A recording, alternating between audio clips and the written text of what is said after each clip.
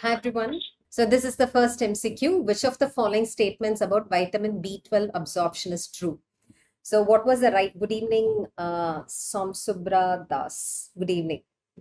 So what is the right answer for this? The right answer for this question is choice B. Cobalamin in the saliva. What is cobalamin? This is nothing but the R binder. R binder that is released by salivary gland that is present in the saliva does not bind in the mouth. It actually goes and binds in the stomach. And then it gets hydrolyzed in the duodenum. Okay. So the right answer for this question is choice B. But how about choice A?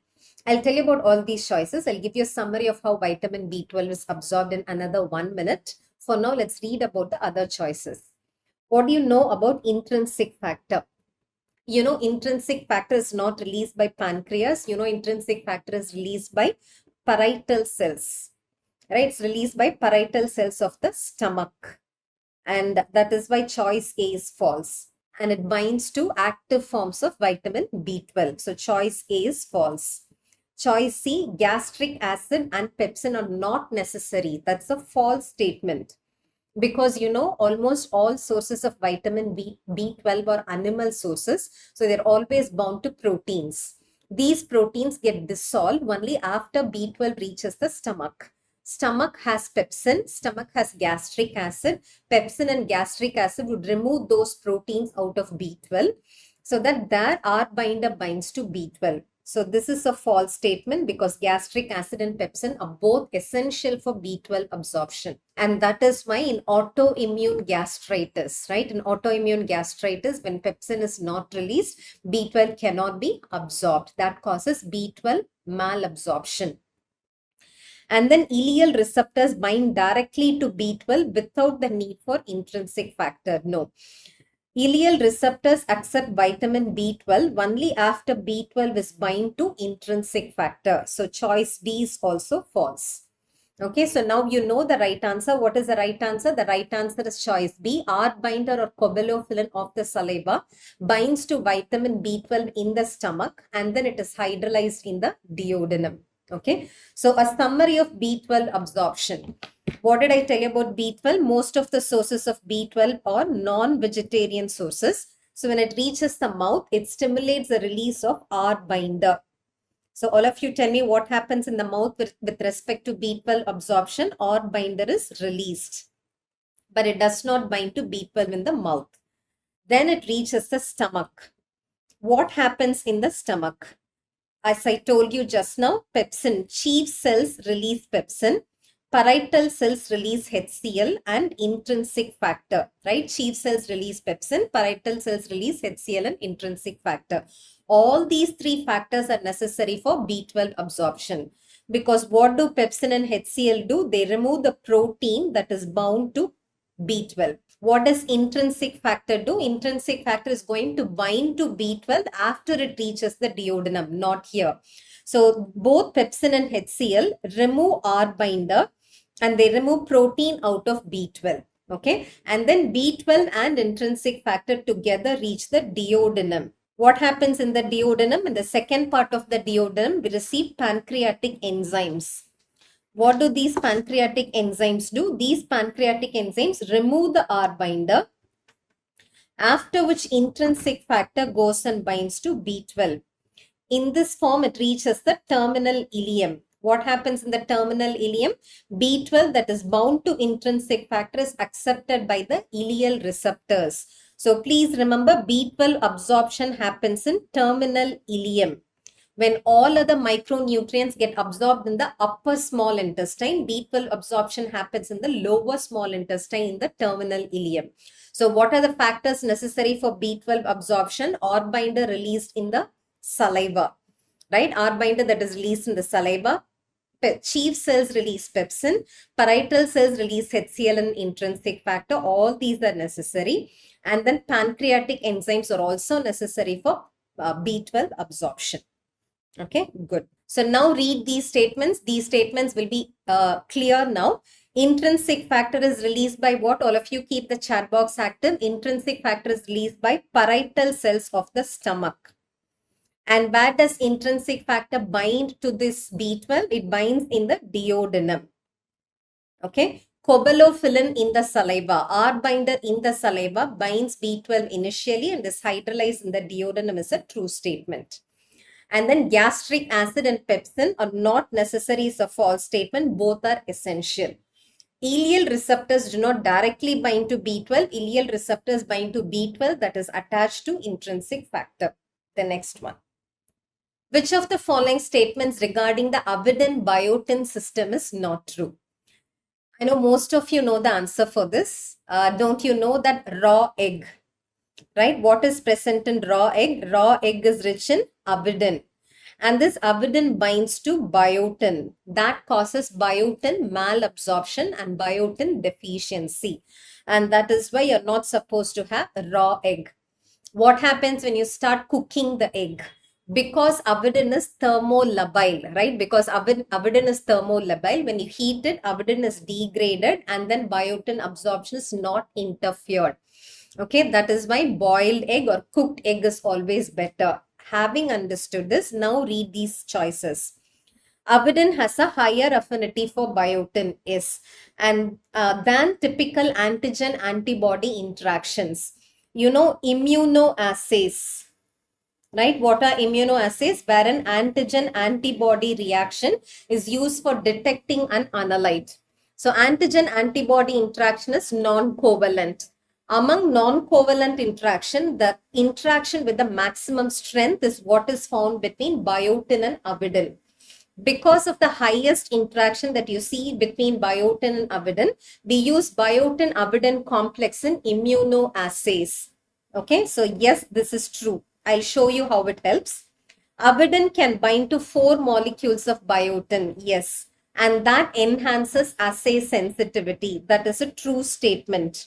1 avidin can bind to 4 biotin. That forms a complex that increases the assay sensitivity of immunoassays, and that is true.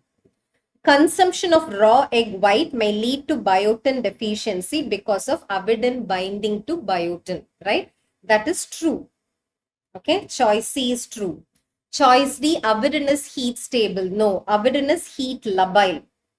That is why on cooking, avidin gets lost and biotin absorption is not affected. So what is the true statement here? The true statement is consumption of raw egg white may lead to biotin deficiency. Now, how do we exploit this affinity between biotin and avidin? Can you see this? This is how immunoassays exploit this. So in immunoassays, antigen-antibody reactions happen. And here, which antibody do you use? Biotinylated antibody.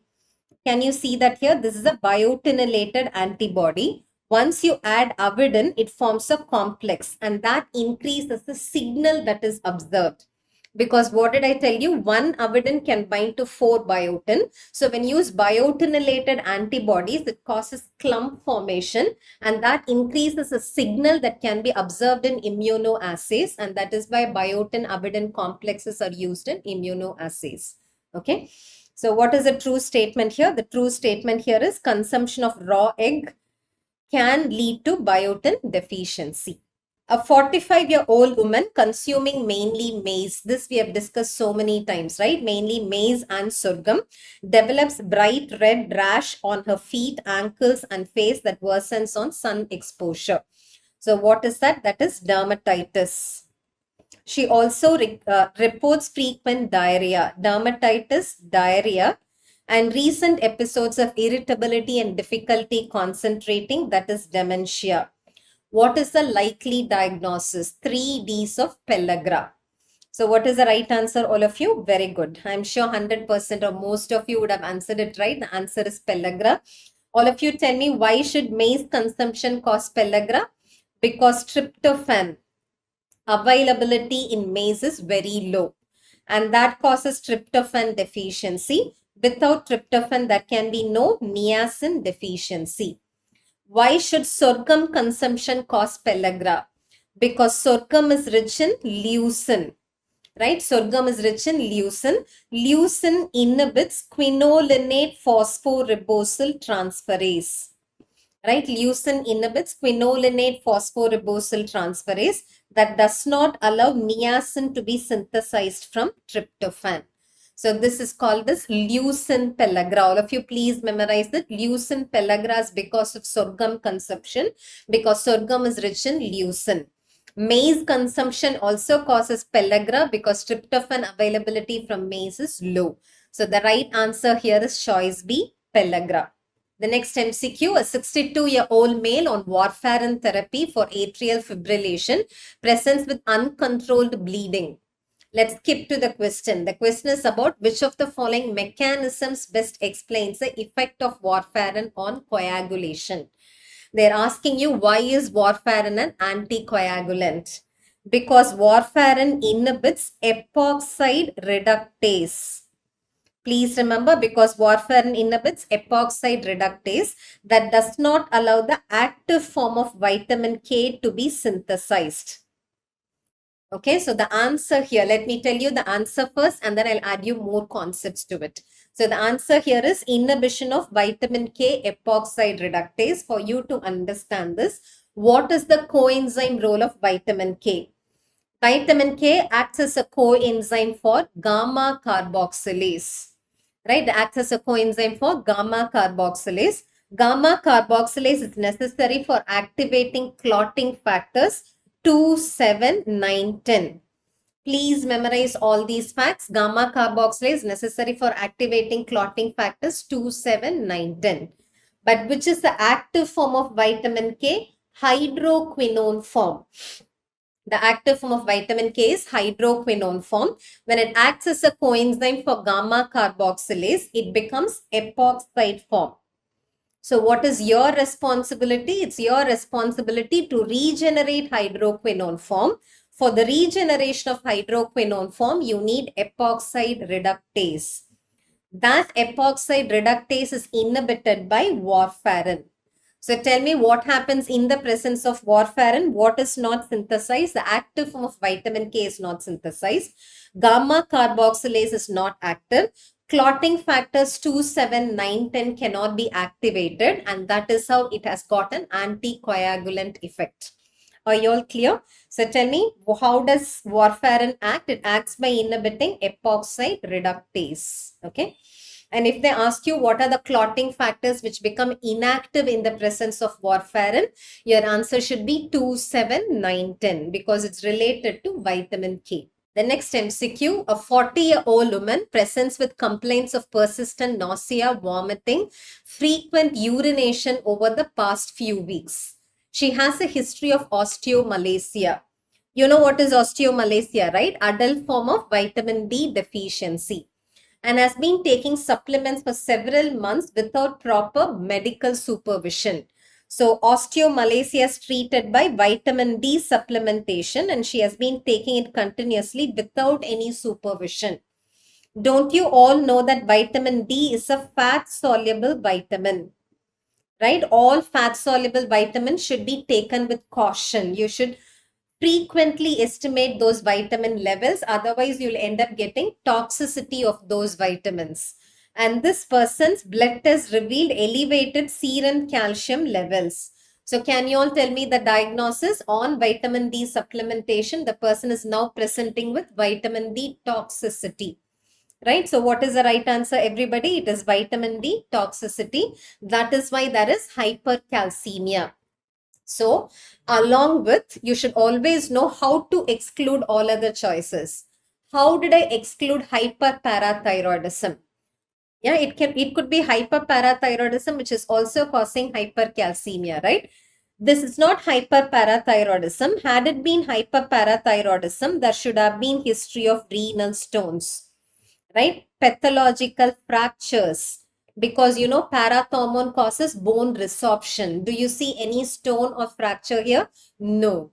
And history clearly says the person has been taking vitamin D. Vitamin D deficiency straight away can be excluded because it says elevated serum calcium levels. Okay. And this is not hypercalcemia of malignancy. We don't see any other sign of malignancy in the history. Okay. You should also ask me, why do I find all these features? Why do I see frequent urination? Because hypercalcemia causes what? Nephrogenic diabetes insipidus. All of you, the purpose of you watching this session is not only for you to know the answer for 75 MCQs, it is for you to know more relevant facts and concepts. So today, please remember, hypercalcemia causes nephrogenic diabetes insipidus because hypercalcemia makes the resistance, makes the end organ resistance to vasopressin. So when vasopressin cannot act, it causes polyuria. Okay. So what is the right answer, everybody? The right answer is vitamin D toxicity. A 2-year-old child presents with progressive bowing of the legs and tenderness in the lower limbs. The child has a history of limited outdoor play and a diet low in dairy products. So we know the answer already. Do I have to wait? No, right? What is the right answer? The right answer is rickets. Right? Limited exposure to sunlight, low dairy products, presenting with leg bowing, tenderness in the lower limb would be rickets. How do you exclude other choices? Blount's disease. It's a medial tibial deformity. You know that, right? Blount's disease is medial tibial deformity that is observed in obese children. Okay, here it's just a 2-year-old child. They have not mentioned anything about obesity. Usually, Blount's disease seen in adolescent or a bit older children who are obese. When they are obese, the medial tibial metaphysis gets affected. Okay, so this is not Blount's disease. Osteomalacia is an adult vitamin D deficiency, not a 2-year-old presenting with osteomalacia. Osteogenesis imperfecta presents with repeated fractures and blue sclera. Okay, so the answer is rickets. The next MCQ, a 7-year-old boy presents with photosensitivity, blistering skin lesions on sun exposure, and dark red urine. So what is this combination? It mimics porphyria, right? Whenever you see photosensitivity presenting with dark red urine, you should think of porphyria. The parents are paint factory workers living in an industrial complex. Labs show elevated porphyrins. Which of the following statements about the diagnosis is incorrect? So first tell me, what is the probable diagnosis? Paint factory, it should have been lead poisoning. Right? It should be lead poisoning. And lead inhibits 3 enzymes of heme synthesis. What are the 3 enzymes inhibited by lead poisoning? It is ALA dehydratase. It's not ALA synthase. What is it? It is ALA dehydratase, coproporphyrinogen oxidase, and ferrochelatase. This we have discussed multiple times. Please repeat it along with me. Lead inhibits 3 enzymes of heme synthesis: ALA dehydratase, coproporphyrinogen oxidase, and ferrochelatase. Okay. So when ALA dehydratase is inhibited, ALA levels are high. When coproporphyrinogen oxidase is inhibited, coproporphyrinogen levels are high. Right? When ferrochelatase is inhibited, there is an increase in zinc protoporphyrin levels. There is an increase in zinc protoporphyrin levels. So these are the biochemical markers of lead poisoning. Increase ALA levels, increase coproporphyrinogen levels, and increase in the levels of zinc protoporphyrin. Okay, and then look at these 2 images. What I've shown you here is a porphyrinogen ring and porphyrin ring. What is the difference between a porphyrinogen and a porphyrin? In both porphyrinogen and porphyrin, you see 4 pyrrole rings. Right? You see 4 pyrrole rings. If all these 4 pyrrole rings are connected by single bond bridges, then that is called as porphyrinogen. If they are connected by double bond bridges, that is called as porphyrin. And these double bond bridges absorb light at which nanometer? This we have discussed recently. They absorb light at 400 nanometer and they emit light at 600 nanometer. Because these double bonds absorb light at 400 nanometer, you see something called a Soret band. Right? What is Soret band? If you suspect porphyria in a child, collect urine sample, place the urine sample in front of source of white light. When white light goes through urine sample, if urine has got porphyrin, Double bonds absorb light at 400 nanometer. So the emitted light does not have any photon corresponding to 400 nanometer wavelength. So when you look through a spectroscope, in the spectroscope, there is a dark band corresponding to 400 nanometer. That dark band is called the Soret band, right? So Soret band is used for diagnosing porphyria. Because it emits light at 600 nanometer, 600 nanometer corresponds to red color. And that is why, as given in the question, red urine, erythrodontia, red fluorescence of teeth, all because of emission of which wavelength photon? 600 nanometer photon. So it absorbs photon of higher energy, it emits photon of lower energy. The energy difference is liberated as free energy.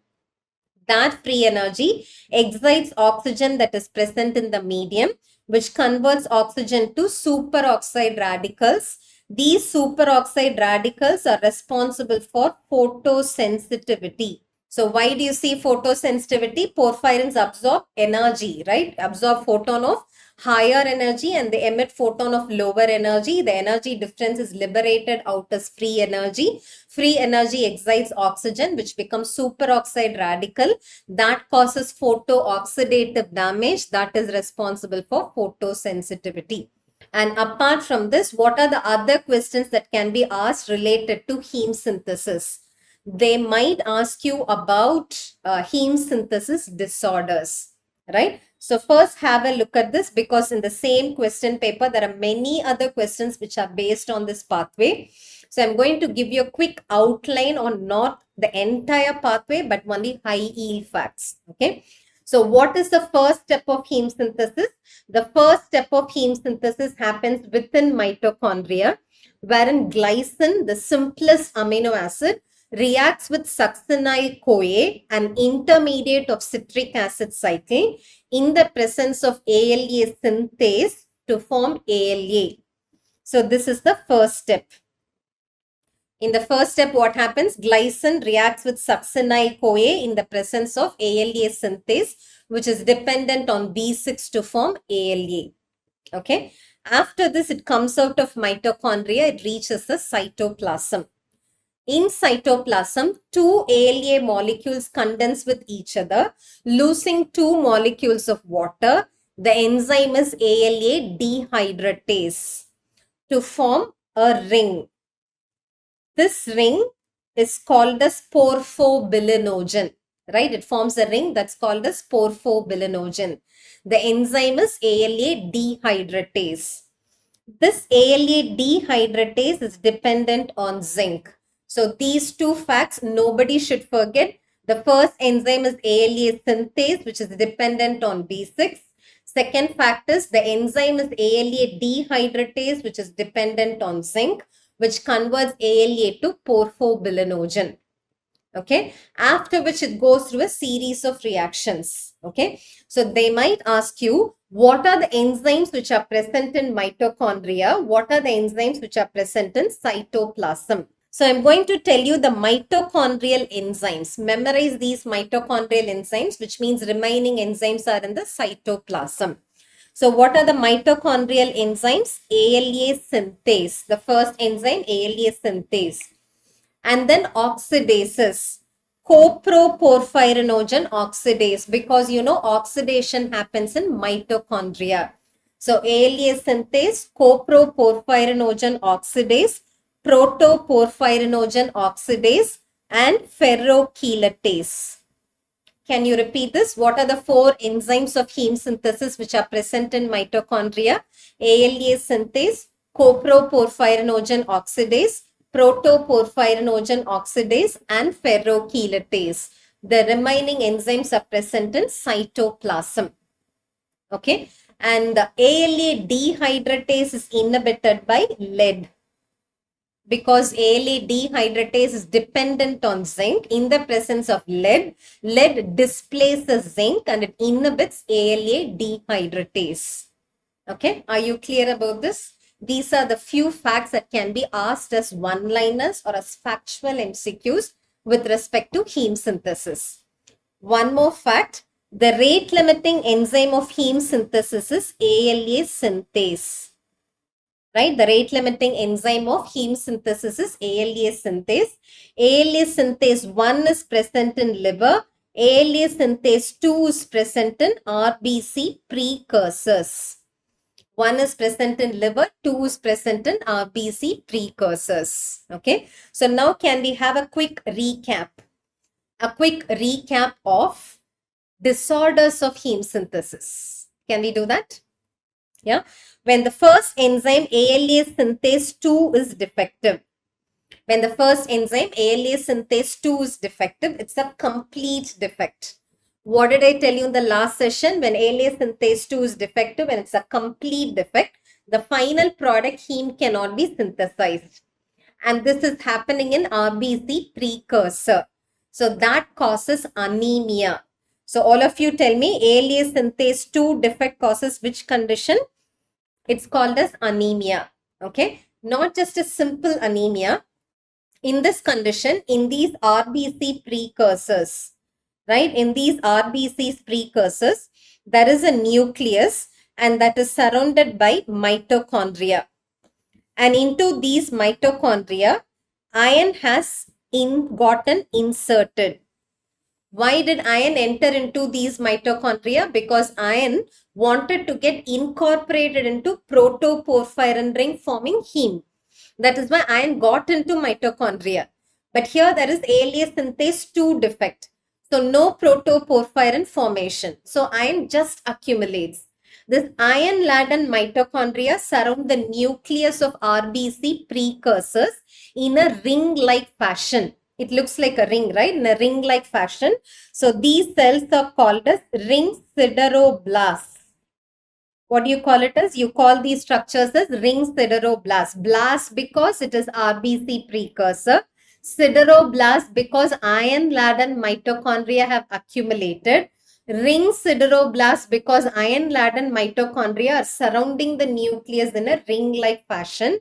These cells are called as ring sideroblasts and the condition is called as X-linked sideroblastic anemia. What is the condition called as X-linked sideroblastic anemia? So today you're not forgetting this. The first enzyme defect, ALA synthase 2 defect is called as X-linked sideroblastic anemia. Okay. Apart from ALA synthase 2 defect, all other enzyme defects are only partial defects. So final heme is already synthesized. So anemia is not a feature of any other heme synthesis disorder. Exception is ALA synthase 2 defect. This question was repeated multiple times in this question paper. Okay, so whenever you see ALA synthase 2 defect, close your eye and say it's X-linked sideroblastic anemia. Okay, now ALA dehydratase defect. What will you call it as? ALA dehydratase defect. All of you, did you watch my previous session? I called it as ALA dehydratase defective porphyria. Right? ALA dehydratase defective porphyria, logical name. Okay. Then the next enzyme, uroporphyrinogen 1 synthase is defective. That is called as acute intermittent porphyria 1. Roman letter 1 is like the alphabet I. Right? Roman letter 1 is like the alphabet I. Acute intermittent porphyria is caused by the defect of uroporphyrinogen 1 synthase. When uroporphyrinogen 3 synthase is defective, 3 and E sound similar, right? 3 and E sound similar.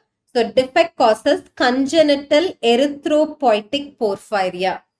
3 synthase defect causes congenital erythropoietic porphyria.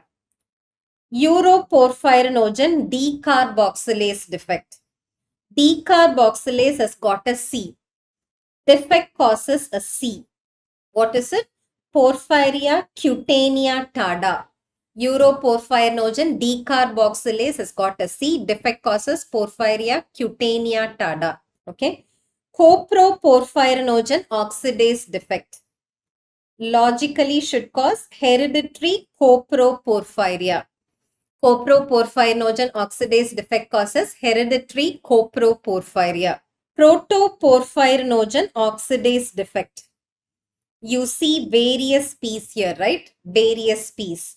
So protoporphyrinogen oxidase defect causes various variegate porphyria, right? Various is variegate porphyria. Ferrochelatase defect. What will you call this condition as? Ferrochelatase defect is called as erythropoietic protoporphyria, right? It is erythropoietic protoporphyria. Can we quickly recall all that I told you just now? Yeah. So let's repeat this, all of you. ALA synthase 2 defect causes what? Do not forget this is called as X-linked sideroblastic anemia. ALA dehydratase defect causes ALA dehydratase defective porphyria. Uroporphyrinogen 1 synthase 1 and I look similar, that is acute intermittent porphyria. Uroporphyrinogen 3 synthase defect, 3 and E sound similar. 3 synthase defect causes congenital erythropoietic porphyria. Uroporphyrinogen decarboxylase defect, C. Porphyria cutanea tarda. Okay. Coproporphyrinogen oxidase defect causes hereditary coproporphyria. Very good, Som Subradas. So all of you, please keep the chat box active. It is always good to type. It's always good to recall. It's always good to be actively involved in the discussion, right? So coproporphyrinogen oxidase defect causes hereditary coproporphyria. Protoporphyrinogen oxidase defect, various P's, variegate porphyria. Ferrochelatase defect causes erythropoietic protoporphyria. Okay, so these are the defects. So these are the facts that you need to know as far as heme synthesis and porphyria are concerned. Which is the rate limiting enzyme of heme synthesis? ALA synthase. Okay, ALA synthase is dependent on B6. ALA dehydratase is dependent on zinc, and that is inhibited by lead. Okay, lead inhibits ALA dehydratase, coproporphyrinogen oxidase and ferrochelatase. Okay. So now read all these choices and tell me which is the false statement, which is incorrect. Choice A, the condition can occur due to exposure to lead, leading to decreased activity of which enzyme, all of you? Decreased activity of ALA dehydratase. So is A true or false? A is false. Okay. Choice B, red fluorescence of the teeth under UV light is referred to as erythrodontia. That is because of emission of which wavelength photon? 600 nanometer photon. That is a true statement. So do you see that every choice is like an MCQ? Yeah, this is how you will have to anticipate INI-CET paper. Okay. Porphyrin has specific absorption band at band called as Soret band, corresponding to 400 nanometer. That is true.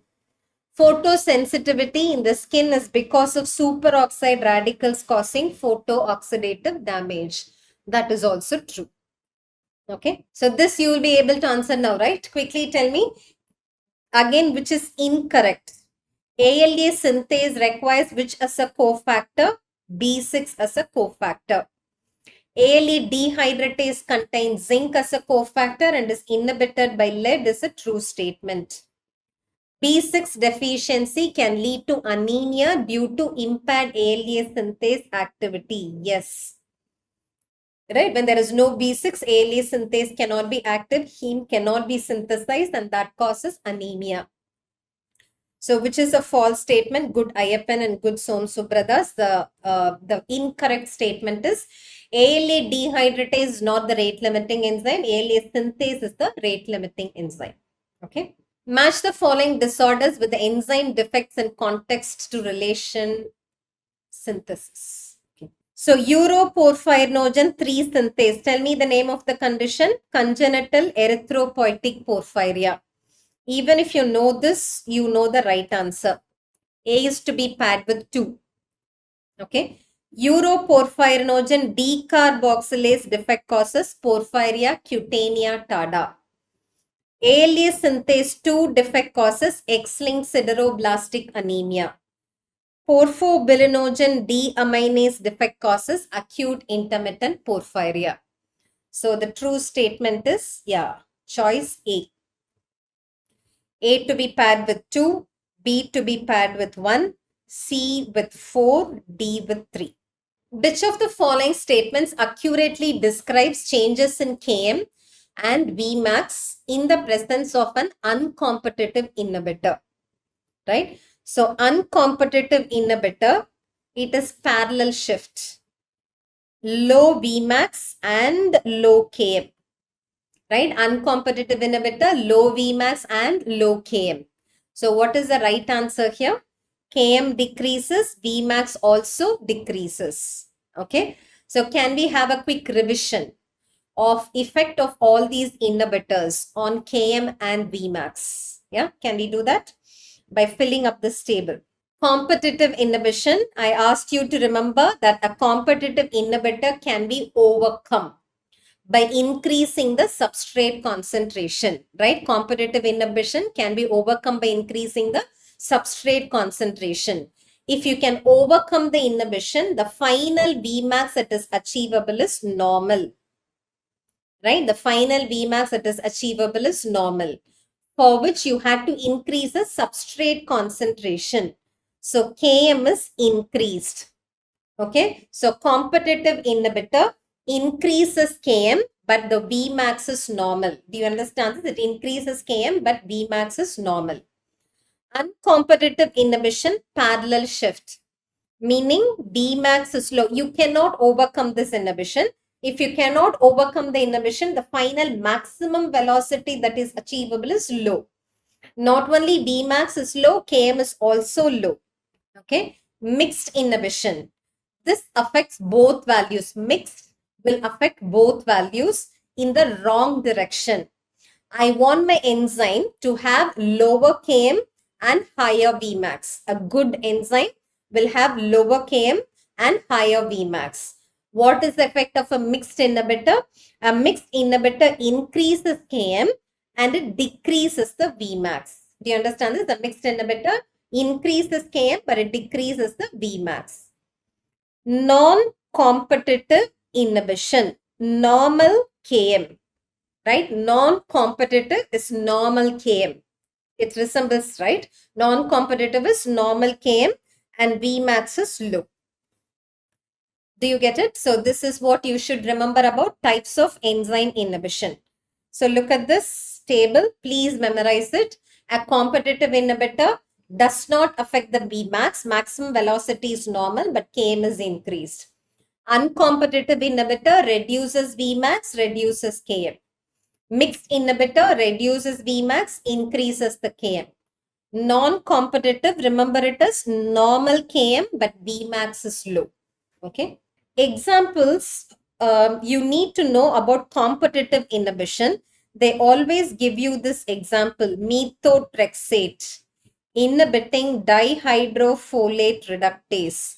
This is an example for competitive inhibition. Okay, non-competitive inhibition, all electron transport chain inhibitors, right? Electron transport chain inhibitors inhibiting complexes, right? That is an example for non-competitive inhibition. Otherwise, most other inhibitors which you learn in metabolism, they all belong to one type, which is allosteric regulation or allosteric inhibitors. They don't come under any of these types. Okay. So competitive inhibition, just remember this methotrexate inhibiting dihydrofolate reductase, and then succinate dehydrogenase being inhibited by malonate. That is an example for suicidal inhibition. Okay, succinate dehydrogenase being inhibited by malonate is an example for suicidal inhibition. Okay, which of the following statements about isoenzymes is incorrect? Okay, before I start reading choices, let me tell you the differences between isoenzymes, allozymes, and isoforms. These are the three terms that you should never get confused about: isoenzymes, allozymes, and isoforms. Isoenzymes are enzymes which carry out the same enzymatic activity, but they are represented by different genes. Do you understand this? What are isoenzymes? These are enzymes which exhibit the same enzymatic activity, but they are represented by different genes. When I say different genes, their sequences will be different. When the gene sequence is different, amino acid sequence can be different. When amino acid sequence is different, their electrophoretic mobility can be different. So isoenzymes differ in their electrophoretic mobility. Do you understand this? They differ in their amino acid sequence because they differ in the gene sequence. So those are called as isoenzymes. Okay. Now what are allozymes? Allozymes are represented by different alleles of the same gene. Do you understand this? Allozymes are represented by different alleles of the same gene. For example, if you take creatine kinase in my body, or let's have choline esterase, right? Let's have choline esterase activity in my body and your body.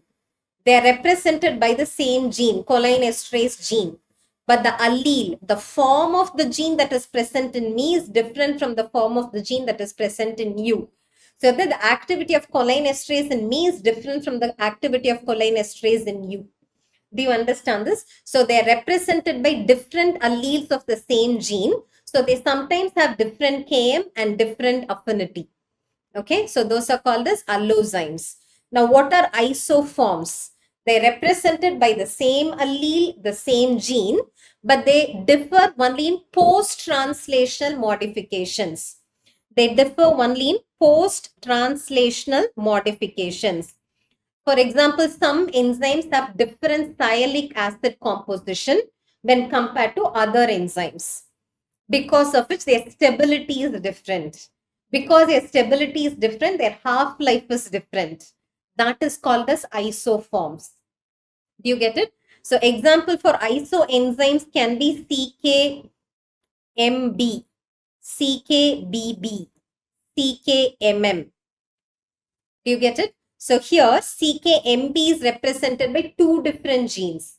CKBB is represented by two different genes. This is represented by two different genes. LDH, 1, 2, 3, 4. All these are represented by different genes in your body. Okay. So isoenzymes are enzymes which carry out the same enzymatic activity, but they are represented by different genes. Allozymes are represented by different alleles of the same gene. Isoforms are represented by the same allele, but they differ only in post-translational modification. Are you clear? So now look at these choices. Isoenzymes can be distinguished by their different amino acid sequences or substrate properties. True. I told you, right? They're represented by different genes, different gene sequences, different amino acid sequences, different properties. Okay. Allozymes are produced by different genes. Is that true? No. Allozymes are represented by different alleles of the same gene. Okay, this is a false statement. Isoforms result from post-translational modification, such as changes in sialic acid content in alkaline phosphatase. That is true.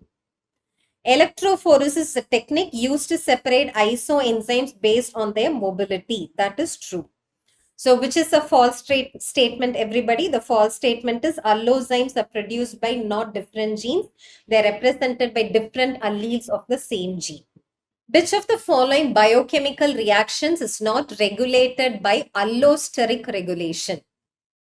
Okay. So allosteric, allo means other than.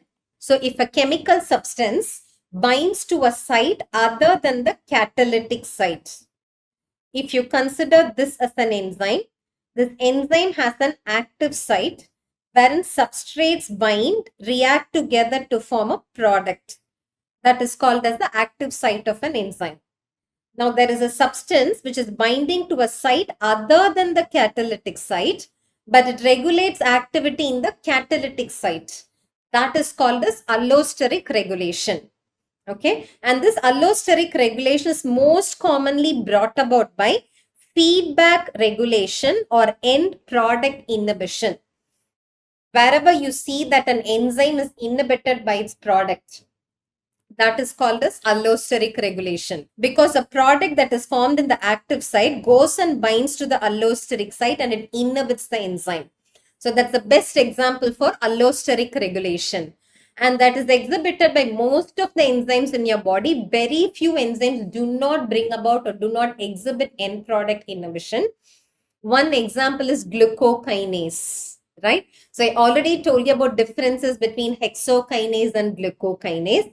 I told you hexokinase is inhibited by its product, which is glucose 6-phosphate, but glucokinase is not inhibited by its product, which is glucose 6-phosphate. So glucokinase does not exhibit allosteric regulation. Do you understand this? It does not exhibit allosteric regulation. Other than this, if you look at phosphofructokinase 1, don't you know that phosphofructokinase 1 is inhibited by citrate and ATP? Yeah, phosphofructokinase 1 forms pyruvate. Pyruvate forms acetyl-CoA. Acetyl-CoA forms citrate. That citrate in a feedback inhibition mode comes and inhibits phosphofructokinase 1. So phosphofructokinase 1 getting inhibited by citrate and ATP are examples for allosteric regulation. Similarly, aspartate transcarbamylase, an enzyme involved in pyrimidine synthesis, is inhibited by pyrimidine products. What are the pyrimidine products? Cytosine, uracil, thymine.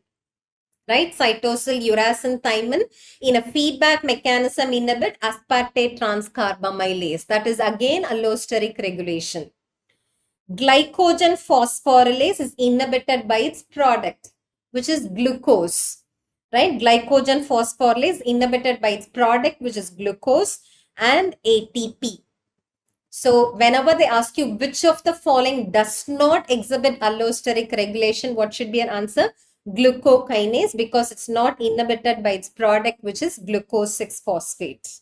Okay. So answer is choice D. Which of the following statements about the lac operon is or are true? So have you seen MCQs on lac operon before? Many questions have been asked, right? So let's read these statements and find out which is true and which is false. They're asking you which is correct. Lac I is constitutively expressed. Yes. Lac operon has 3 genes. Lac Z, Lac Y, Lac A. And upstream to lac operon, there is a lac I gene which is always expressed. So statement number 1 is yes. Lac Y codes for lactose permease. And lactose permease is to allow lactose to transport into the cell. So this is also true. Structural genes are expressed when the cap site is free. Structural genes are expressed only when the cap is bound to cyclic AMP. Only when there is a cyclic AMP saturated cap, structural genes are expressed. So this is a false statement. Z, Y, A, right, are expressed when the operator site is free. That is true. Only when the operator site is free, this will be expressed. So what are the true statements here? 1, 2 and 4. Okay, 1, 2 and 4 are correct. So the right option here is choice C. Okay, but I'm not going to stop here, because our aim today is not just to know the right answer, but also to learn more about all these topics. Okay, so let me tell you few facts about lac operon. Lac operon is used for lactose utilization in E. coli. Do you understand this? What is lac operon used for? It is used for lactose utilization in E. coli. For E. coli to utilize lactose, E. coli needs 3 enzymes: beta-galactosidase, lactose permease, and thiogalactosyl transacetylase. And if you look at lac operon, there is a linear array of 3 genes: lac Z, lac Y, and lac A. What does lac Z code for? Beta-galactosidase. Lac Y codes for lactose permease. Lac A codes for thiogalactosyl transacetylase. And all these 3 genes, so they all share a common promoter and a common operator. Okay, so this is called as an operon. So what is an operon? Look at this and tell me. Operon is a linear array of genes of all the enzymes that are related to a particular metabolic pathway, that share a common promoter and a common operator.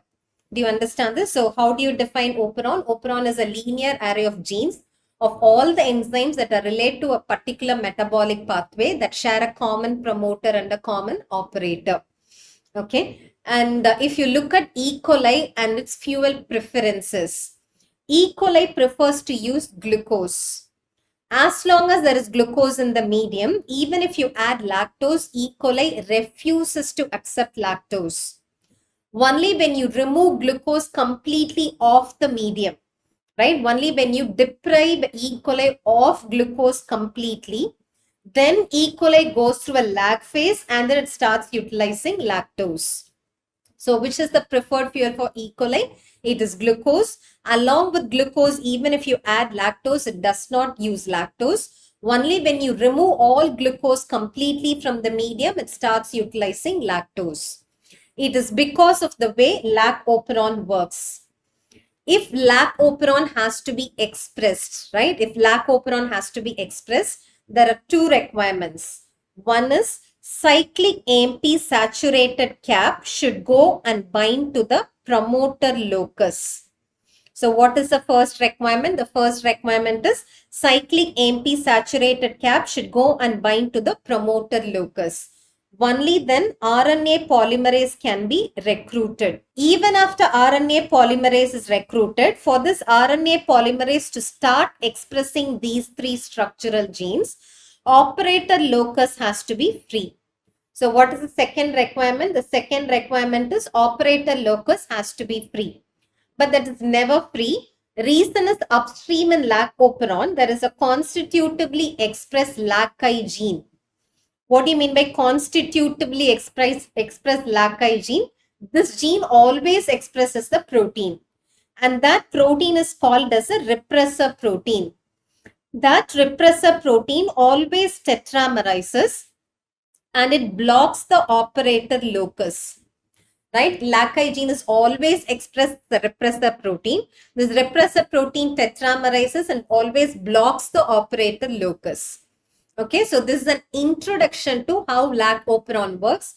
There are two requirements. One is cyclic AMP saturated cap should go and bind to the promoter locus. Second is operator locus has to be free. Now let's learn about the three scenarios that I told you. What if E. coli is grown along with glucose? There is just glucose. Okay. As long as there is glucose in the medium, E. coli happily utilizes glucose and its energy level is high. When its energy level is high, this high energy inhibits adenylyl cyclase. So what is not produced? Cyclic AMP is not produced. Without cyclic AMP, there is no cyclic AMP saturated cap to go and bind to the promoter locus. So one requirement is not met. The other requirement is also not met because LAC-I gene expresses a repressor protein that tetramerizes and that is also blocking the operator locus. Because both the requirements are not met, none of these genes are expressed. And we don't want these genes to be expressed because E. coli is grown only with glucose. There is no lactose in the medium. When there is no lactose, no point in expressing these enzymes. Okay, we don't want. That also does not happen because both the requirements are not met. Okay. Second scenario. What if you grow E. coli along with glucose and lactose? Right? What if you grow E. coli along with glucose and lactose? Glucose enters into E. coli. Again, energy level is high. This high energy inhibits adenylyl cyclase. So what is not produced? Cyclic AMP is not produced. So there is no cyclic AMP saturated cap binding to the promoter locus. So RNA polymerase is not recruited. But what happens is, as long as there is lactose in the medium, this lactose can inhibit the tetramerization of the repressor protein. What does lactose do? Lactose inhibits tetramerization of the repressor protein. So the operator locus is free. Okay. So out of the two conditions, one condition is met, the other condition is unmet. So even now what is not expressed? This lac operon is not expressed. That is why I told you, as long as there is glucose in the medium, E. coli refuses to accept lactose. Okay, third scenario. You're removing glucose completely from the medium and then you're adding lactose. What happens? When there is no glucose in the medium, energy level is low. So adenylyl cyclase is stimulated. Cyclic AMP is produced. Cyclic AMP saturated cap goes and binds to the promoter locus. That recruits RNA polymerase. And lactose is present in the medium. That lactose inhibits the tetramerization of the repressor protein. So operator locus is free. Both the requirements are met. So all these three genes are expressed and then E. coli starts utilizing lactose. Do you get it? So these are the facts that you need to know about lac-operon. Okay. So what are the three genes present in lac-operon? LAC-Z, LAC-Y, LAC-A. LAC-Z codes for beta-galactosidase, LAC-Y codes for lactose permease, LAC-A codes for thiogalactosyl transacetylase. Two requirements: cyclic AMP saturated cap should bind to the promoter locus and the operator locus has to be free. Okay. So now tell me the true statements. Are you clear now? LAC-I is constitutively expressed. Yes. LAC-Y is responsible for lactose transport into the cell. Yes. The structural genes are expressed when the cap is free. No. The structural genes are expressed only when the cap site is occupied by cyclic AMP. And Z, Y and A genes are expressed when the operator site is free. So 1, 2 and 4 are correct. A 5-year-old boy presents with frequent falls, difficulty climbing stairs, and an unusual way of getting up from the floor. Probably that's Grover's sign, right? He has to climb on himself to get up from the floor. So that is Duchenne's muscular dystrophy. Genetic testing reveals a mutation, a gene associated with a severe muscle disorder. So it is Duchenne's muscular dystrophy caused by the mutation of dystrophin gene, which is the largest gene, which is expressed in X chromosome. That is why it is X-linked recessively inherited. And this dystrophin gene links sarcomere to sarcolemma, right? It links sarcomere to sarcolemma. So now look at these choices. Is it located on chromosome 7? It is located on chromosome X. Yes, it is the largest in human genome. Associated with the condition when it is X-linked recessive? No, it affects males more, right? Because if it is X-linked recessive, males have only one X chromosome. So even if one allele is defective, they will present with those disorders. Whereas if it's a female, there are two X chromosomes. When one allele is defective, the other one can protect the females. So Duchenne's muscular dystrophy is more common among males. The gene's product is a component of the sarcomere. It is not a part of sarcomere. It links sarcomere to sarcolemma.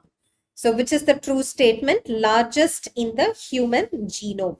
Which of the following best describes a mechanism involved in epigenetic changes that lead to heterochromatin formation?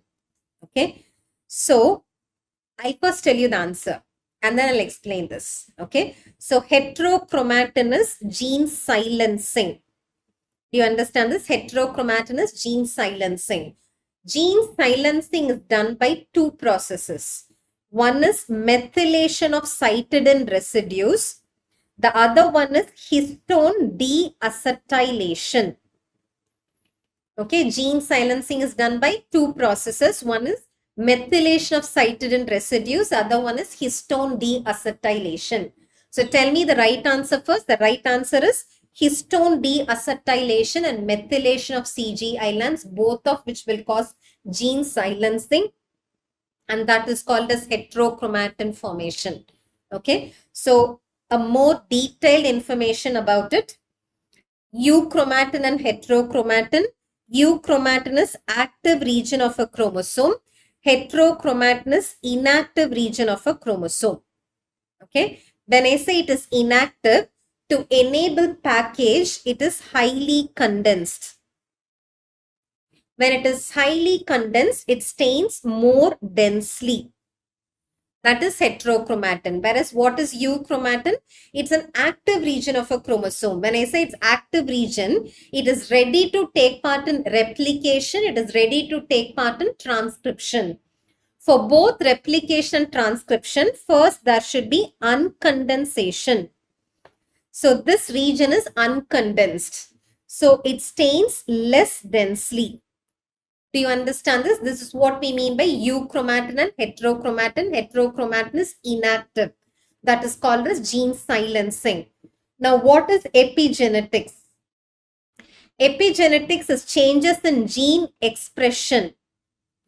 Actually, inheritable. Right? What is epigenetics? It's inheritable changes in gene expression, not caused by sequence changes. It is not because of sequence changes, but because of something else. So what other thing can cause differences in gene expression? That is by condensation and uncondensation of chromosome.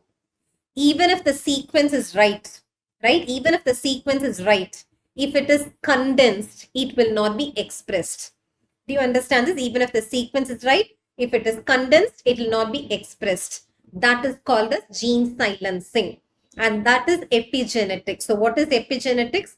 Inheritable differences in gene expression, not caused by sequence changes, caused by chromatin condensation and uncondensation. Condensation causes gene silencing. So how do you silence genes? Two processes. One is methylation of, please repeat this, one is methylation of cytidine residues of CG island.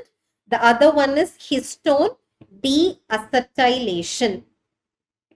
Okay. So what is the right answer? Which mechanism can cause heterochromatin formation or gene silencing? It is methylation and histone deacetylation. Are you clear?